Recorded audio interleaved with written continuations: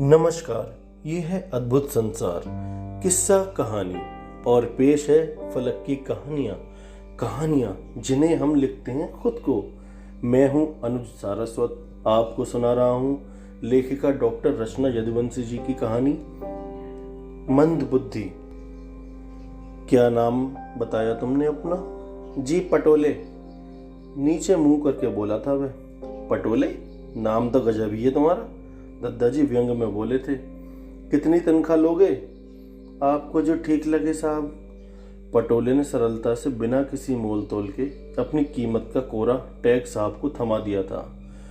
पटोले दादाजी के यहाँ नए घरेलू सहायक के तौर पर आया था। निरक्षर पटोले यूं तो पढ़ी लिखी दादाजी की फैमिली में फिट नहीं होता था, किंतु जब पटोले ने काम के नाम पर सब कुछ स्वीकार कर लिया और पगार भी दादाजी जो मुनासिब समझे कहकर छोड़ दी, तो दादाजी समझ गए यह मंदबुद्धि बहुत काम का है। सुबह से रात तक दादाजी के भरे पूरे परिवार की दौड़ दौड़ कर सेवा करने वाला पटोले सबके मनोरंजन का साधन भी था। कोई पटोले से 10 का गलत पहाड़ा सुनता तो कोई कठिन शब्द का उच्चारण करवाता और ठाके लगते तो पटोले और खुश होता कि चलो सबको खुश करने की काबिलियत है उसमें। समय के साथ पटोले दादाजी के परिवार में खप ही गया था कि अचानक फैली महामारी ने ऐसा सुरसा सा मुंह फाड़ा कि देखते ही देखते अफरा तफरी मच गई और दादाजी के कारिंदों की फौज छटने लगी। दादाजी पत्नी समेत रोग की चपेट में आ चुके थे और छूत की बीमारी के चलते अपने ही घर में अलग कमरे में स्थापित कर दिए गए थे। एकमात्र पटोले दादाजी के सेवा से डिगा नहीं था। घर छोड़कर जाने वाले अन्य सहायकों ने जब ज्ञान देने की कोशिश की उसे, तो पटोले ने अनसुना ही कर दिया।